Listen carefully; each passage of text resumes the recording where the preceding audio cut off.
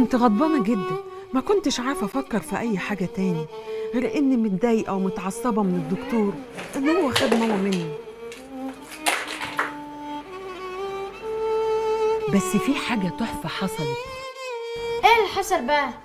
كنت في مدارس الأحد والمس شافتني زعلانة وغضبانة وعمالة أعيط. قالت لي في إيه؟ رحت حكي لها اللي حصل. قالت لي لا، ربنا عايزنا نسامح، وبالذات الدكتور. في ناس كتير قوي احنا بنضايقهم وبنتعبهم وبيسامحونا، احنا كمان لازم نسامح اللي بيجوا علينا وبيتعبونا. ازاي يعني؟ هو ده بقى الجزء التحفة اللي في القصة.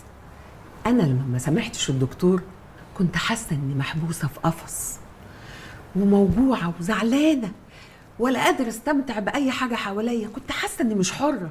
زي لعب الكوره كده. صح يا مينا، وزي اللعب مع أصحابك. أنا كنت على طول متضايقة وغضبانة وما بفكرش غير في الانتقام وبس.